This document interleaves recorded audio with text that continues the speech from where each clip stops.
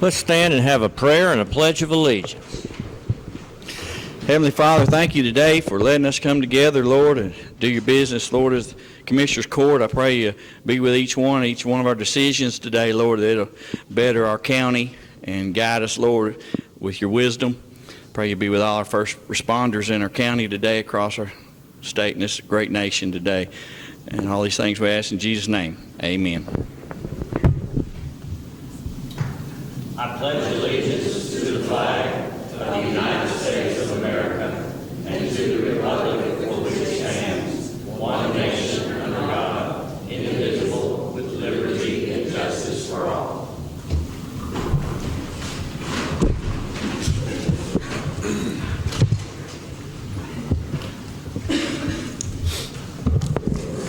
Good morning and welcome to our First Commissioner's Court meeting of the month of July. Today is the 11th, 2022, and we will begin with item number 1. It's our time for public comment and or requests for information on non-agenda items. I have a couple of folks that have signed a public participation form, and we will allow them to speak at this time, or if there's a preferred agenda item that you want to address, you may do that also at that time.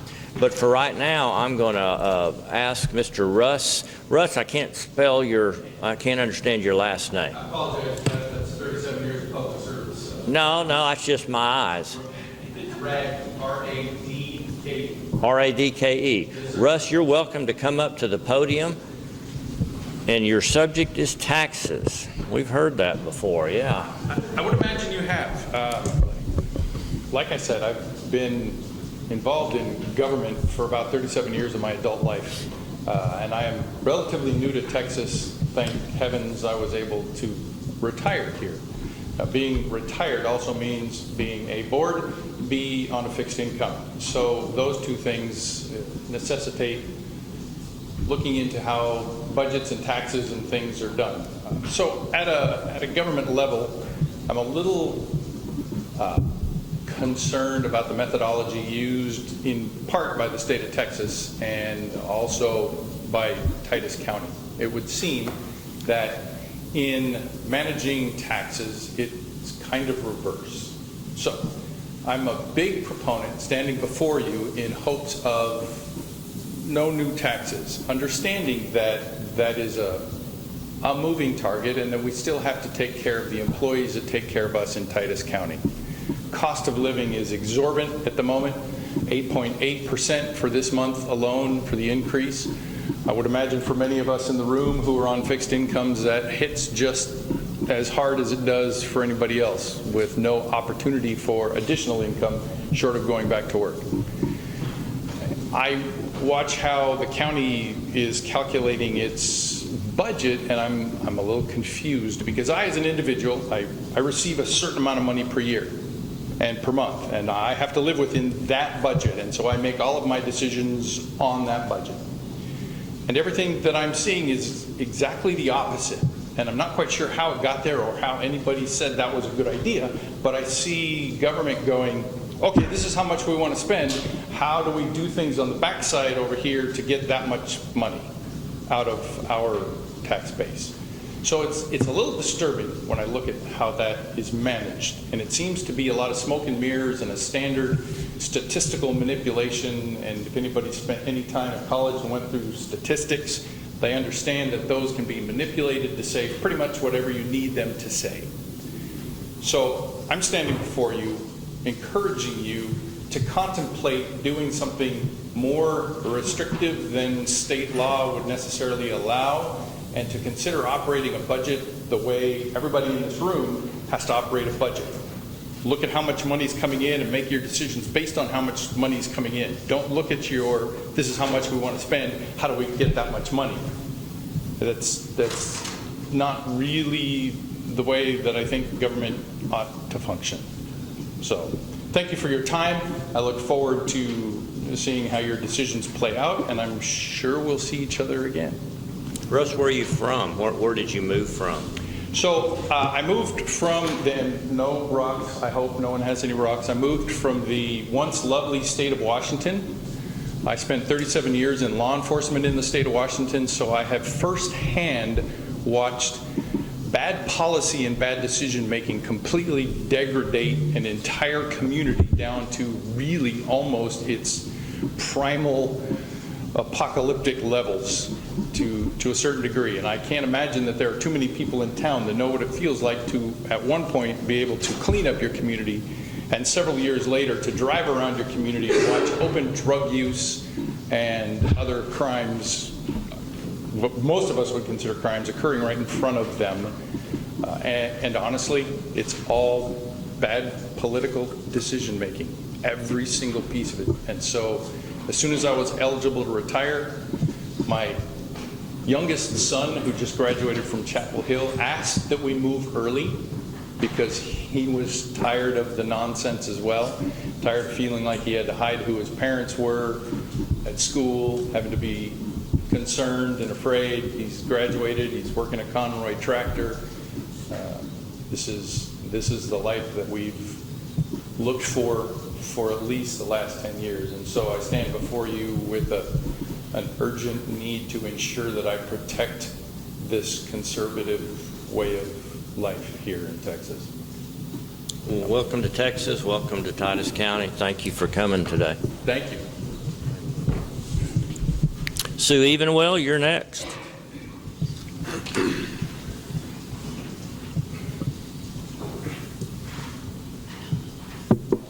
Good morning, judges and commissioners. You would be disappointed if I didn't show up and talk about taxes, because you probably know me enough No, I wouldn't. in the community that of course I'm going to be here. And so today I realize that in the next few weeks you're going to be making decisions on the tax rate for 2023 in Titus County. And I would love you to fall in love with the idea of a no new revenue tax rate. All of us are experiencing a recession. Now, it's not the same kind of recession that we've seen in the past, because unemployment is still pretty low. But nevertheless, each one of us are facing that 8.6% inflation. Supply chain shortages are affecting our families with food and gas and other household expenses. Did you know that meat, poultry, fish, and eggs have risen 18% over the last 12 months? And that really is critical. We all know what's happening with gas. The average family struggles right now to get another $300 in their monthly budget. And that's no surprise to you, because we're all struggling the same way. And in some of your budgets, it may even be more. But I think it's probably pretty close to what you're realizing also. And so where does that extra money come from in an average family here in Titus County? Well, families are not taking vacations. They're looking at the food and gas expenses, and they're saying, we just can't do it this year. We'll stay home, we'll play some games, we'll fill the pool in the backyard, or the little swishy slide or something, and they let the kids play in the backyard or at the parks. We're not buying an extra car this year, or we're going to try and get the car we have to last a little longer. They're not eating out at restaurants as frequently as they were before. And when they go to the grocery store, their discretionary spending on treats for the family just aren't there. People are buying the basics, and they're waiting for those things to go on sale. In fact, the average family here has already used probably all of its discretionary funds, and they're putting more money on their credit cards and mounting up that debt. The 11 sectors that S&P uses and financial analysts use, they're saying that all of those 11 sectors are down, with the exception of energy. Energy is still bullish right now anyway. But as far as everything else goes, discretionary spending specifically is down 30%. And that is an incredible amount across the country, across our nation, and even in Titus County. So, by the way, technology, communications, and real estate right now are having the hardest hit. You probably know that. And if you've costed out building materials recently, it's like sticker shock. It's pretty drastic. All this to make the point that I don't think it's a good time to raise taxes. I don't know where you are in the budget process. I've followed a few of the hearings. I've watched the COVID appropriations, or at least most of it.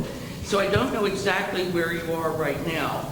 but I just would love you to look at those wish lists again, find out if there's any way that we can cut or take something off the table this year, get creative. I know we are used to living in abundance ourselves and our families, and when we want something, the tendency is to say, okay, let's just go get it. Don't wait for Christmas or the birthday to come along. We're just going to go get it because we want it now. But I'm saying, do we have to have it all now, and is it prudent to do that? I know we have a fire protection district contract coming up. I'm wondering, does that have to be signed now before the entire budget is settled? I hear about this 10% raise for employees, and I don't begrudge anybody a pay raise, my goodness. But is that already a done deal? Because it's quite evident in the county right now. Everybody's talking about the 10% increase. And I know what I'm asking for because I've been in your position before. In the private sector, I was asked to make budget cuts all the time by my boss, and I always found them because we made goods and we could always raise our prices, but in order to maintain our goals in the company and be competitive, we had to find it internally before we went out and raised prices, because that really wasn't accomplishing the job. So you were hired to make these tough decisions, and I think it's a reasonable expectation for you to do that. I want you to fall in love with a no new tax or revenue tax rate. Thanks. Thank you.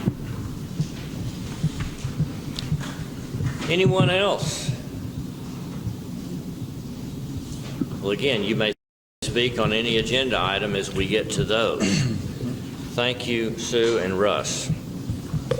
Item number 2, consider and possibly approve minutes from the June 27th, 2022 meeting. Make a motion, we approve. Motion to approve that set of minutes is made by Commissioner Parchman. Second. Second by Commissioner Fitch. All in favor, say aye. Aye. Item number 3 is a report from commissioners regarding the road work they're doing at the present time. Commissioner Parker, I'll start on your end. This week, we're actually picking up trees from the storm that came through Saturday. We had maybe 9 different roads that were either blocked or partially blocked that we had to get opened up. So we're in the process of cleaning that up. Last week, we went out and helped Precinct 3 remove seal coat and got that done for them, and we're trying to get ready to start doing some scabbing. I've got my oil sand and all out there ready to go. We just got to get everything else taken care of before we get started on it. So, other than that, we're just chugging along. Thank you. Commissioner Applewhite. Yes, we appreciate y'all coming out and helping me chip seal on 3365. We did about 3.5 miles, and we got all that taken care of, and now we're starting on 3430, and we're going about 2.5 miles there, and we mowing and side cutting. I appreciate Jeff letting me borrow his side cutter. How much did y'all get done? 3.5 miles. 3.5 miles. Good. Commissioner Fitch. All right, Precinct 2, we chip sealed 4.5 miles out on 2010, 2170, 1070. We helped Precinct 3 the other day do that chip sealing. We've been mowing and side cutting, and we're headed behind the airport this week and then headed over towards Blodgett. That should finish up the whole county. And we'll start again on that. And then we dug out and serviced some soft spots on 2129 and 2920 and 2850, and then paved those over. And we had trees down this weekend on 2730 and 4210 so far. Been busy. Thank you. Commissioner Parchman. We're still doing lots of mowing. Been cleaning up quite a few trees due to high winds. We're still working on County Road 1362, getting it ready for chip seal, and we also help Precinct 3 with their chip seal as well. I assume it's pretty hot out there. Goodness. All right. Good, productive week. Thank you. Item number 4, consider and possibly approve the Bass Creek Cove subdivision in Precinct 2. And anybody here representing that subject? I don't think so. I don't think he was going to come today. We are not quite finished with this. We need one more step in this process. However, I'm happy to let you all see this. I just would like for Clint Bain to have his chance to see the final engineering report on this. He is familiar with this, but the developer did not bring this completed package to Clint first. Clint was out 2 days last week. I did send him, at his request, on his day off, a copy of the engineer's report. And it appears to me that the concern that he had, which was a draw right through the middle of this development, that they were originally looking at having a lot or two where that draw was, it appears to me that they have eliminated that. But I would suggest that, when we can talk about this here for as long as you want to talk about it, but I think that the developer has complied with all of our requirements. He's got plenty of road frontage on every one of these 5 lots. His lots are adequately sized. He's got his letters from all of the appropriate agencies saying that he can get power to these lots, he can get water to these lots. They're adequately sized for sewage. However, that's just my statement. I don't have the set of eyes that Clint Bain does, and I would like for him to look over this revised design that came from the engineer that did design this this sewage plan. So we're taking a well, let's see what the total size of this development is. Was somewhere around maybe 8 or 9 acres. He's got, each of his lots are 1.13, 1.14, 1.14, 1.38, and 1.38. And he's given up a good chunk of his development there. Let me hand you over these. The 2 of you can share those, and the 2 of you can share those. But you've got north pointing up on this map, and you can see he's got lots 1 and 2 on the left edge of this parcel. He's got lots 3, 4, and 5 on the right side. But right through the middle, you can see there's a draw there where there is some flowage there during a storm, and there is no lot that's been drawn in that area there. So we're not trying to put a house on acreage that's got really net available spray area that would be inadequate, because after looking at this, the engineer did speak with Clint and say, you know, I see what you're saying here, and I agree, we can't do it the way it was originally hoped for. But again, he's got all of his tax certificates. He's provided us with his ID. His name is Keith Vieira. I spoke with Keith the other day. Tax certificates, a thorough analysis of the soil and the terrain there by his engineer. Water service is available according to Aaron Gann's letter here. He's made his address request with the COG. He's got a half page of covenants and conditions related to Bass Creek Cove. So he's done a good, thorough job. You know, if everybody did this thorough of a job, it would make our jobs easier.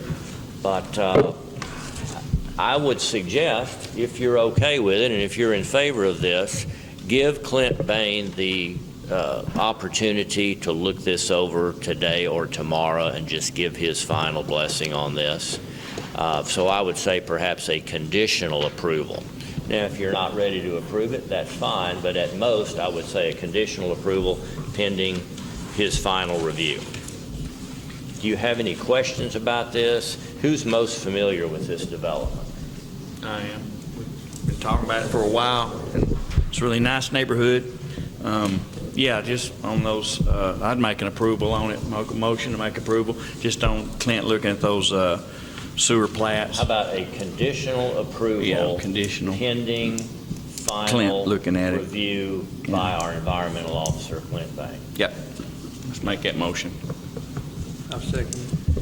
Second, is there any questions while we've got all this documentation here? Any questions or comments about this?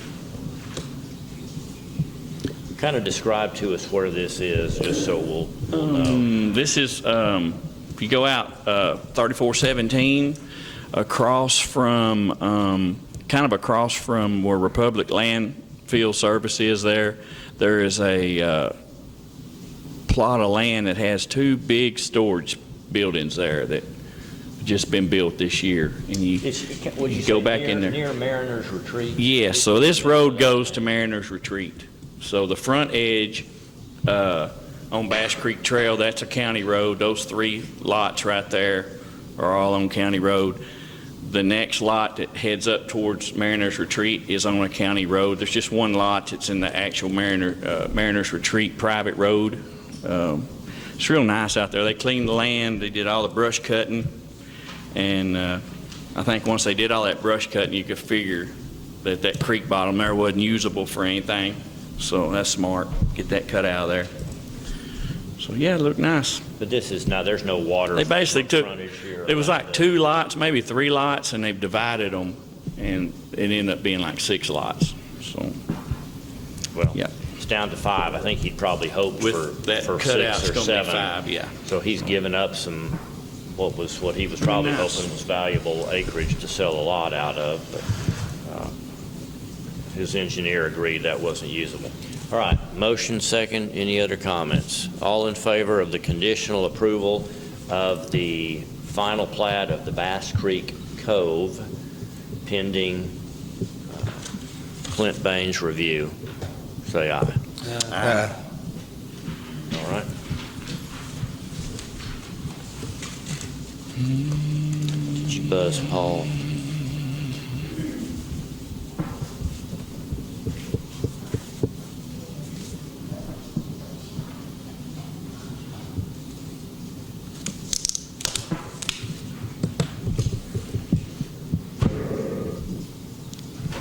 Oh, no, it's not. It's too early to buzz Paul. Sorry. Item number 5, discuss paying 10% of 5-star volunteer fire departments equipment grant with possible action. Commissioner Fitch, this is your item. Tell us Okay. about this. Marcus, can you come up and help me on these totals on this? This is an equipment grant that they filed 4 years ago, finally got to the top of the list, and we want to meet their 10%. It's a 90-10 grant for Good morning, Judge. 5-star. So it'll be on there. My name's Marcus Williams, 5-star volunteer fire department. What we're trying to purchase, we put a grant in. This money's actually been put into our budget for this year because we were sure we were getting this grant. We were supposed to got it last year and it got moved. It's for rescue tools.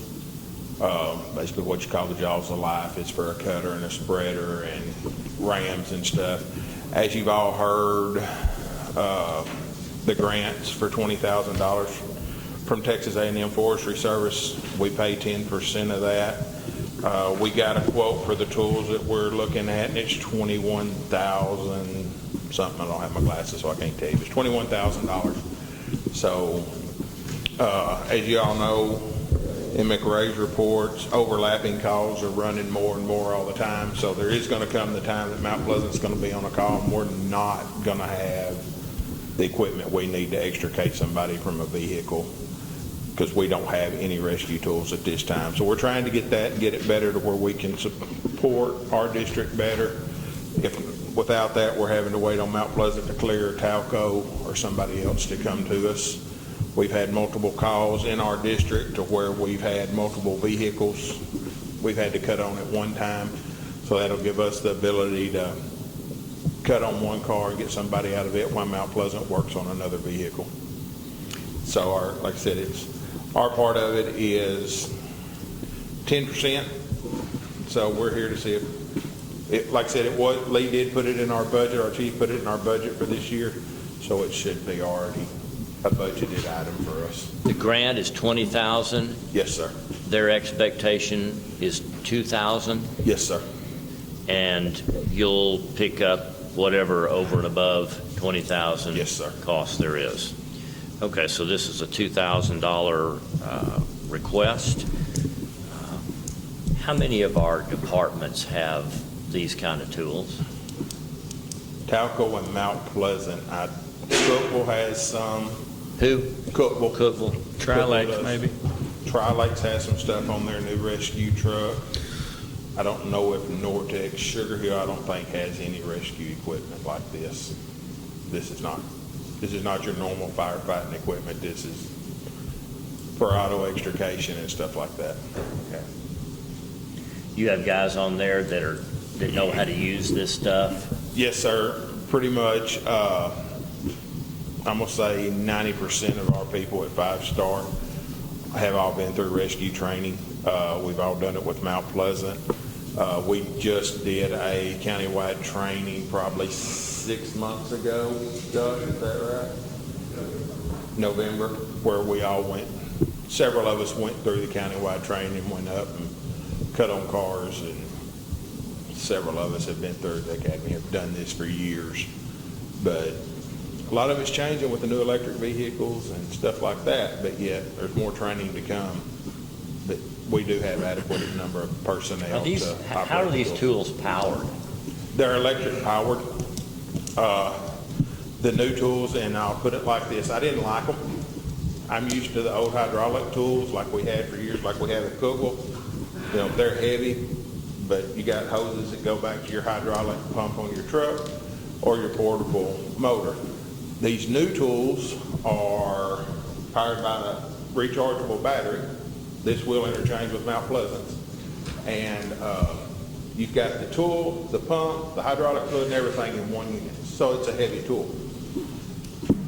I have to say, after the plane crash, I love electric tools because it was really not a good place to put an engine in there. And if it hadn't been for those portable tools, we'd been carrying a lot of stuff for weight. So I have to say, after that, my opinion of the electric tool changed a lot. Good. All right. So there's a opportunity to spend 10 cents on the dollar to get some new modern electric tools here for 5-star to utilize if they have to do extrication rescue work. Make a motion, we approve the grant or contribution of 10%. Motion to approve a $2,000 expenditure towards the grant for 5-star. Second. Discussion? All in favor, say aye. Aye. All right, thank you, Marcus. Thank you, Marcus. Thank y'all. Item number 6, consider and possibly appoint. This is something we do each year when it's time to get this information from the appraisal district. So this is a routine annual item that we have on our agenda, and that is to consider and possibly appoint the tax assessor at Titus County Appraisal District to calculate for us the tax rates for Titus County, including a no new revenue rate, a voter approval rate, a debt service rate, de minimis rate, etc., to include all taxes. And so this is the information that we need when we are finalizing the approval of our tax rate, and we have these different, they were called different things in days past. This is what we've been calling them here of late. No new revenue, voter approval rate, the debt service rate. And so this is something that has to be formally requested of the appraisal district. They expect this. We have to do it, and they will do it for us. Sue, I apologize. Could you enlighten us any more on that? Oh, I'm sorry. This is just a standard requirement. We are required to designate the person who's going to calculate those tax rates. The reason why we do that at the appraisal district is because Miss Shirley Dickerson is the one who attends the training and is certified in that area to do those calculations. It's a long and involved process, and she has the experience to do that. In fact, she's the designated authority. We don't have the ability to calculate this, and really nobody else does. So Shirley Dickerson will provide us with that number. So if you will, approve that so that we can get this formal request from the county to Shirley's, and then we expect her to provide us these rates by when, Barbara? July the 25th. Okay. Make a motion. Motion is made by Commissioner Fitch. Second. And second by Commissioner Applewhite. All in favor, say aye. Aye. Item number 7, consider and possibly approve bids for the following items. Item A is HVAC, or heating, ventilation, air condition maintenance. This is currently performed for us by Wood Air Conditioning, and it's time for rebidding of that service. And then item B is for our lawn maintenance at our various facilities. The current work there is being done by JBX3 LLC. That's Mr. Jody Brown. So, Barbara, would you like to begin with item A? Yes, sir, please. Commissioners, and Judge Lee, I sent this information to you. It's the HVAC bid tabulation form. The dates of the public notice in the newspaper were June the 4th and June the 11th. The deadline for those to be returned was June the 23rd. We opened those bids on June the 24th. We received only one bid. That was from Wood Air Conditioning. That's our current vendor. I sent you the list of the cost of all the various items. The current contract that we have with Wood is at $149 per system. Countywide, we have approximately 45 systems. The new rate that they have bid for us is $159 per system, still with 45 systems. So that's an increase from $6,705 to $7,155. Also included in their bid this year is their upfront pricing guide. We will be a member of their club, so we know what things will cost. They've already got that in there, and we're getting the 15% discount built into there, as well as warranty work. I do want to call one thing to your attention. I believe 10 or 11 years ago, the county did possibly countywide HVAC update, but over the course of just the last 2 years, our costs have increased significantly. The costs are within the contract, but we just have more items that are going down. So I just want to bring that to your attention. For example, last year, $67.05 is what we would have paid had we not had any issues, and we paid $22,821. And so far this year, we would have paid $67.05, and we have paid $53,419. So I just want to bring that to your attention as part of this bid. You know, this has not been a good year. About 2011, we had some grant monies, and we replaced a good number of our air conditioning units at our various facilities. And I don't know how they accomplished this, but somehow about 10 years, 11, 12 years later, those same units began to fail. I don't know why that is, but these are not real old units. We upgraded nearly all of our units with that grant money. Did a lot of work back there in 2011, and yet these are the very units that are failing. We're having compressors go out, fan motors go out, leaks in coils that are not repairable. It has not been a good year, and it has nothing really to do with the heat of this summer. These began to fail, last fall. So I am hoping as we are replacing these, and sometimes we don't completely replace an entire unit. Sometimes we will replace just a fan motor, or I'll ask them to fill up the Freon and see if we can stretch it out for a few more months. But we don't always just say, yes, replace that entire unit. But there has been an abundance of these. As far as that $149 going to $159, this is their charge. that includes semi-annual evaluation of each system. They keep track and give me information on each system, and they will typically, if they find problems, it may be replacement of a capacitor, they'll replace the filters, they'll make sure that everything is running optimally, they will wash the coils, they'll check for leaks, make sure the Freon is full. If it's not full, they'll try to identify a leak. So very smart to get twice a year maintenance, whether you need it or not. Just getting an evaluation of each of these systems helps us to hopefully head off problems and identify them before they fail, because once we have an air conditioning unit fail, it can be disastrous. We had the poor DA's office down without a unit for a couple of weeks. It was not good. We were working here on Friday. We had the crane here replacing a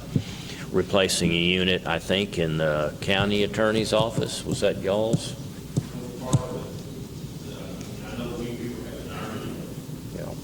And then up on the third floor, that may have been the unit that we were replacing on the third floor.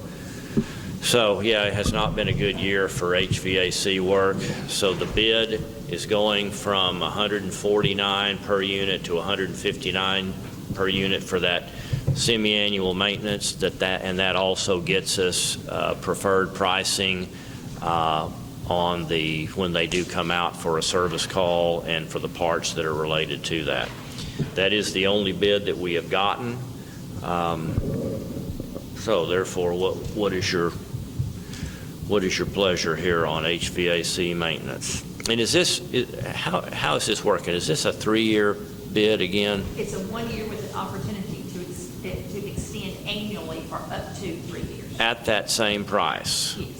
And both parties have to agree upon that. So this time next year, we'll say, are you still willing to do it for $159? And they'll say either no or yes, and we'll say, we like your work.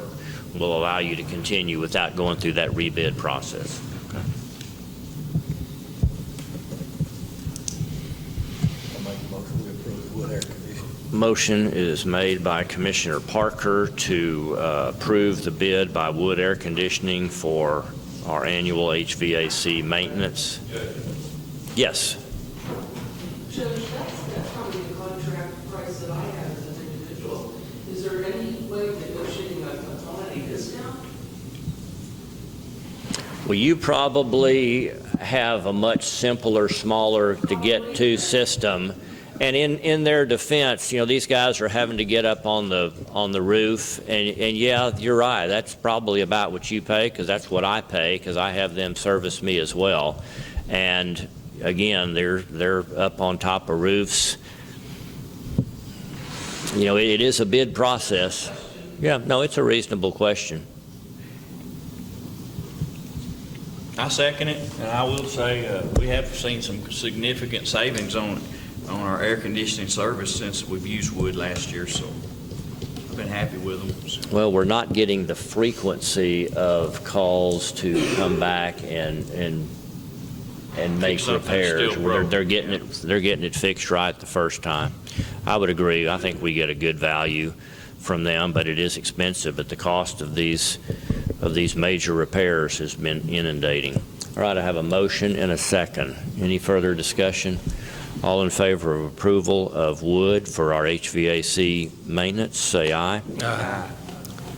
Item number 2 is lawn maintenance, and this covers lawn maintenance here at the courthouse and each one of our facilities.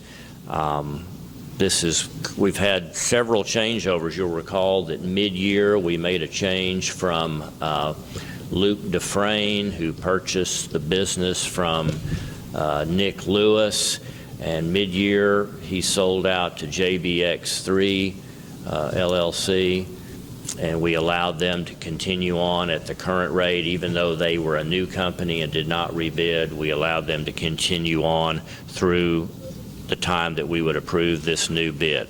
So we've gotten 2 bids on our lawn maintenance. Barbara, what can you tell us there?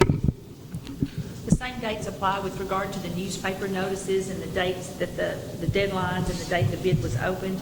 We received 2 bids, one from Nicholas K. Lewis, doing business as Lewis Enterprises, and one from JBX3 LLC, Jody Brown. The contract effective date should begin August 1st. I sent this to you, Commissioners. The summary of the bid items, the monthly rate that Lewis Enterprises sent to us in the bid was $955 per month, and JBX3 was $1,650. Can you repeat the Lewis one again? Say 1985? I'm sorry. What was the first bid? Say what was the bid from Nick? $950? $955 per month. JBX LLC, $1,650 a month. $955, is that what I said? $955 and $1,650. Yeah, $955, that's right, it's okay. I'd like to read to y'all what that includes. The services to be performed: mow grounds weekly, April 1st through October 31st. Mow grounds twice monthly, November 1st through March 31st. Edge sidewalks and curbs with each mowing a minimum of twice monthly. Sweep sidewalks, drives, and our parking areas with each mowing a minimum of twice monthly. Trim around trees or other structures a minimum of twice monthly. Keep grounds free of trash, litter, leaves, and debris on a weekly basis. Trim hedges or shrubs as needed to conform to appropriate landscape designs. Fertilize grounds a minimum of once each year. Clean flower beds when asked, or 3 times per year.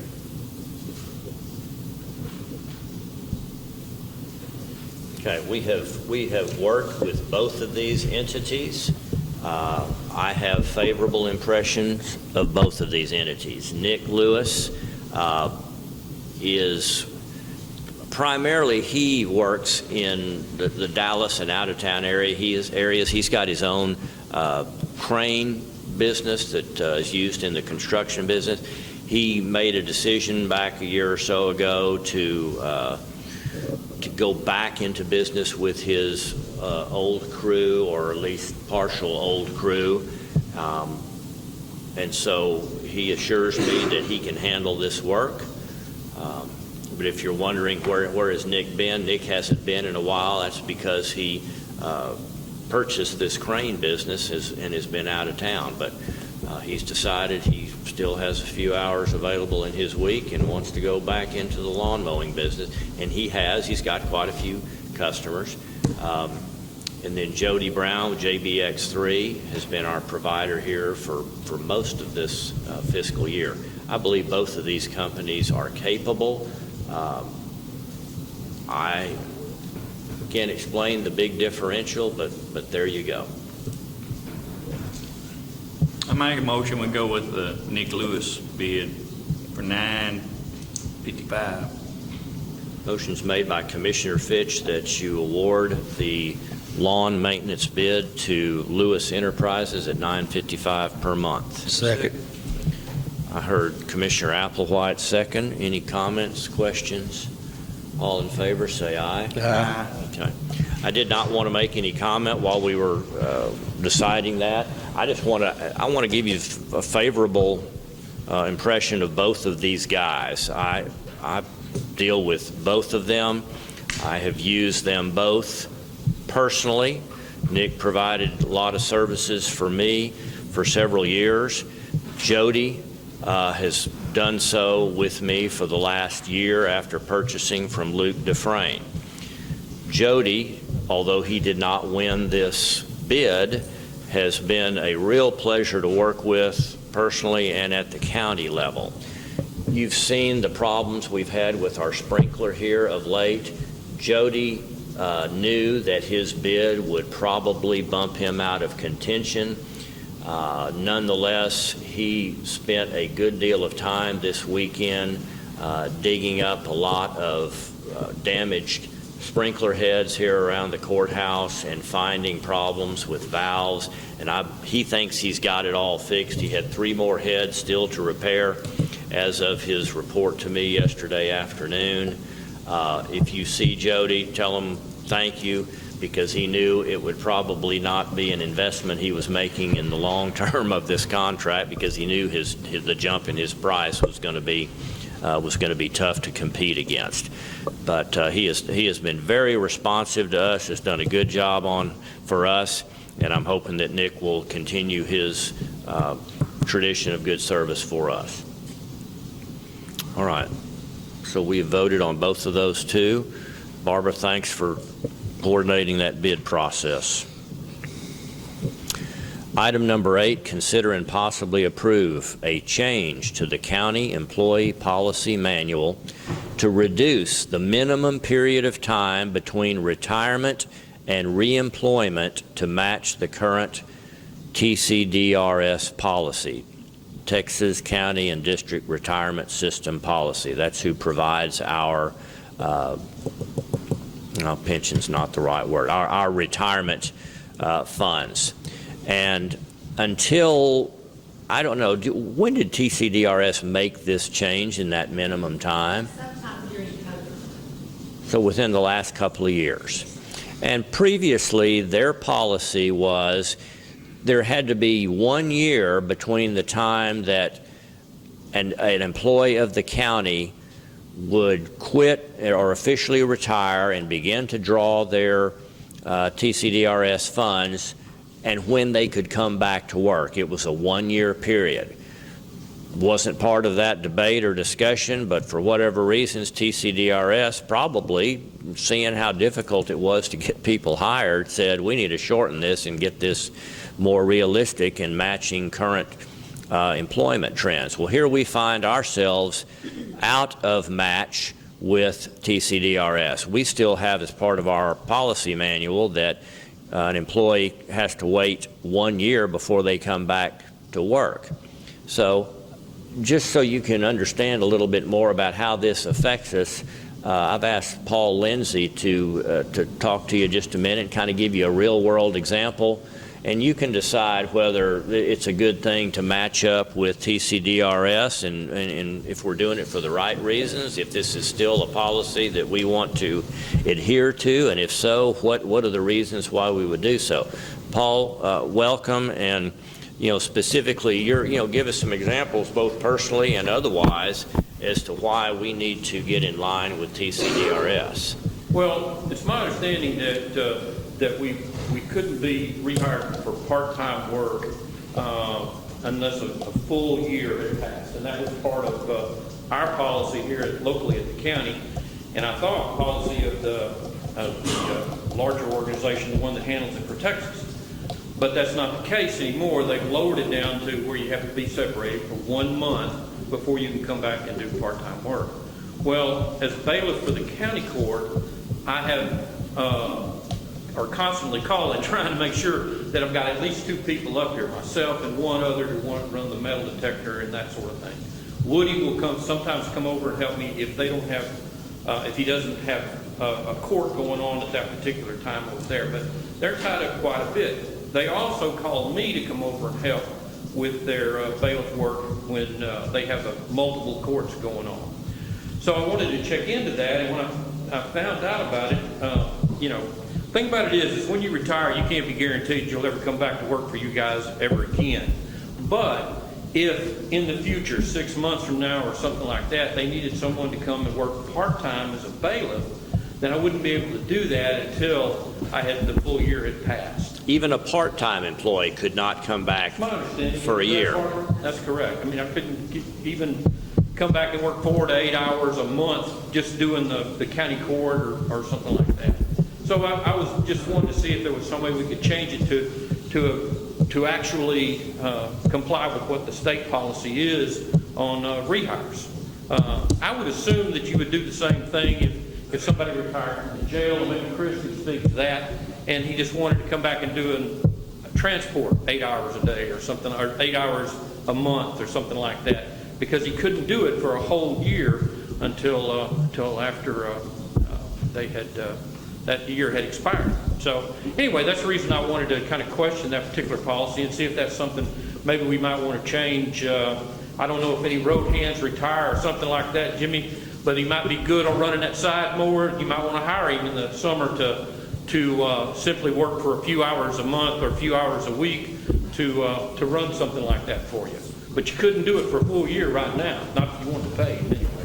Okay? That might cause you to lose a good employee that has experience and knowledge about the county, and they decide to retire, well, if I can't come back for a year, I might go find work somewhere else, and they may start me the next day, and we lose out on an opportunity to, to rehire somebody, like you said, maybe a bailiff or whatever, or a road hand. And so again, if TCDRS felt like this was a reasonable policy, in my discussions with Paul and thinking about this, I think that we ought to reconsider our policy and reduce this minimum time from 12 months back down to 1 month. Again, that doesn't obligate you to hire anybody back. It just makes them eligible if you did want to hire them back. Correct. Yeah, sounds good. Judge Lee, I have a Yes, couple ma'am. items to add. Is that okay? Please. I want to make sure that we understand that there can be absolutely no agreement between the employer and the employee to rehire them in the future. Their decision of whether or not to retire is their decision. So we can't have anything in place. If we do, we jeopardize our entire retirement plan. But I want to read to you what it calls for in the 1 full calendar month separation of service. Assuming you have a bona fide termination with no agreement to rehire, the employee must be separated from employment for 1 full calendar month. Here's the example. If an employee separates from employment on April 15th, the earliest that person can be rehired with the same employer is June 1st. So it's not May 15th, it's June 1st. So you have to have an entire month. And this applies even if the employee will be in a different position, a position that pays more or less in a different department, full-time to part-time, moving to independent contractor, is an elected official. There's a whole big list of items. So this answers the question to Paul. Part-time to full-time to part-time is a requirement of this. So we have to make sure that we follow those. If you have if you decide to approve this and you have someone who wants to retire, please do not make an agreement with them until after they retire. And then we'll have to make sure we follow that time. You said specifically that this relates to full-time and hiring back as part-time. They can only be hired back as part-time? No, they can come back as full-time. Okay. But the 30 days has to wait. April 15th to June 1st. Yeah. You've got to have a full month from the 1st to the 31st or 30th or 28th or whatever it is, somewhere in that time. So if they quit on the 2nd of April, they're still going to have to wait until the 1st of June. Yes. Okay. And each time an employee leaves, we as an elected official or a department head have to sign off on a form that states they have not been promised a job back. And so not only do we want to attest to that fact, we don't want to be making any promises or deals with anybody in order to keep this retirement plan valid. So again, I don't know why we had the 12 months in there in the past. I'm sure there was good reason and good argument back then, but again, as tough as it is to hire people these days, I think it's probably a reasonable policy to be changed. Make a motion, we approve this policy from 12 months to 1 month. All right, motion is made by Commissioner Parchman to change the county employee policy manual to reduce the minimum reduce the minimum period of time between retirement and reemployment to match the current TCDRS policy of 1 full calendar month as Barbara defined. Second. Second, any further discussion or questions? All in favor, say aye. Aye. All right, Paul, thank you very much. Item number 9, approve oral and written reports. Make a motion, we approve the reports. Motion for approval is made by Commissioner Fitch, Second. second by Commissioner Applewhite. All in favor, say aye. Aye. Item number 10, consider and possibly approve treasurer's report. Make a motion, we approve the treasurer's report. Motion is made by Commissioner Parchman, second by Commissioner Parker. All in favor, say aye. Aye. Here's those 2 reports for your signature. Item number 11 is budget amendments. We have budget amendment number 22 for the year, so that's 2022-22. This affects Elections Office, District Clerk's Office, Precinct 1, Precinct 3, County Attorney. And I'll go over these individually. In the Elections Office, pulling $255 out of elections expense, putting it into travel and seminars. In the District Clerk's Office, we're taking some of their current other travel and seminars money and reducing that budget in order to increase other expenses by $624. Precinct 1, taking $3,000 out of the other road materials budget and putting it into culverts. And then in Precinct 3, taking $7,500 out of the equipment rental budget and putting it into gas and oil. And then lastly, in the County Attorney, this is what I'll call new money, in that we are pulling $4,500 out of our contingency account.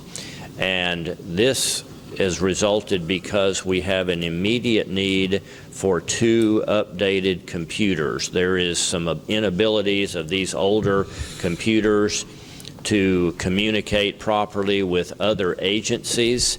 So it is a legitimate, just the age of the equipment is hindering this. And Seth with Cabro has confirmed this and has said the only fix that I can give you is a couple of new computers.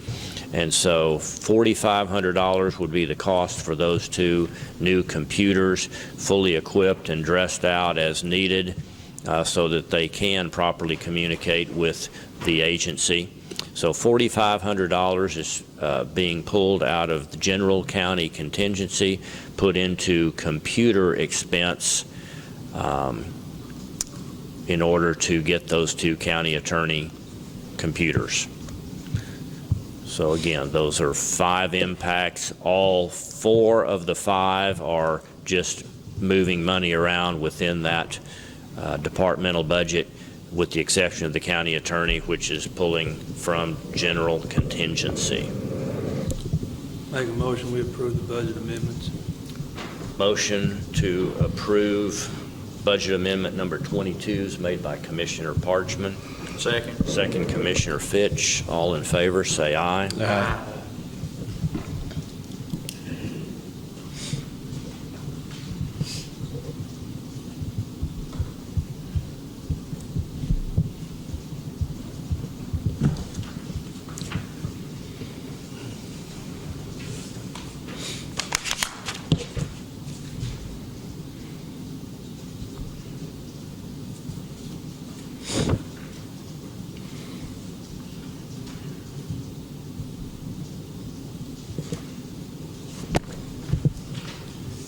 Item number 12, sign pay orders and approve payment of our current bills. Motion is made by Commissioner Parker. Second. Second by Commissioner Applewhite. All in favor, say aye. Aye. Item number 13, closing comments. I just mentioned here in my notes. Yes, sir. Yeah. Could I get you to come up here and or hand you a mic or something? Somebody may want to hear this. We talked about the air conditioning contract with with Wood. We said that there's a preferred price.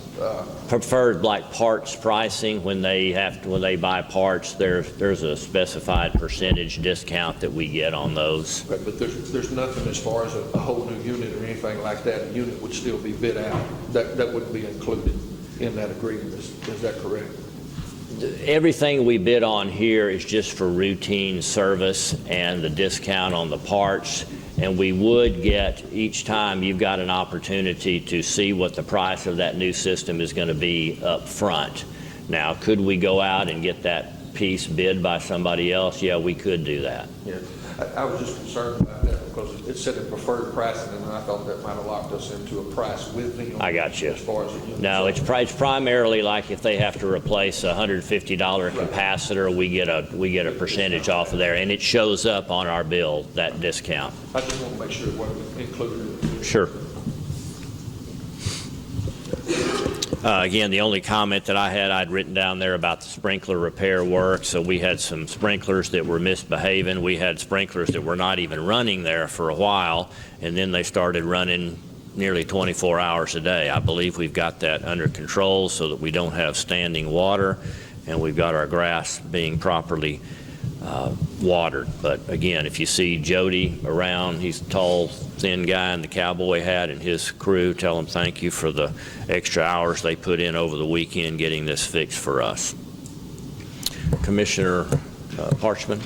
No comment. Commissioner Fitch? No. Commissioner Applewhite? Commissioner Parker? Only thing I've got is I want to caution you guys about parking your equipment out on the road. The TxDOT is, the contractors that are mowing the right-of-ways for them, I know there's 3 tractors, maybe more, and also they've hit conroys. They're stealing the drive lines off the mowers and all. So I want to caution you about parking anything out on the road right now. So take it back to the barn. Park it somewhere where it's, you know. Secure. Secure. Because they go in there and have those drive lines off in just a matter of minutes. I was talking to Jared Conroy the other day, and he said that they had hit them one night. I think maybe it was over the weekend, but they had hit every new mower they had out there, and several of the customers that had brought theirs out there for repairs, and that they had, he said, we can't find drive lines now to replace them. He said they're hard to come by. Okay. So just caution everybody about parking out like that. All right, thank you. Okay, that's all I know of. If there's nothing else, I'll entertain a motion to adjourn. Make a motion, we adjourn. Motion's made by Commissioner Parchman. Second. Second by Commissioner Fitch. All in favor, say aye. Aye.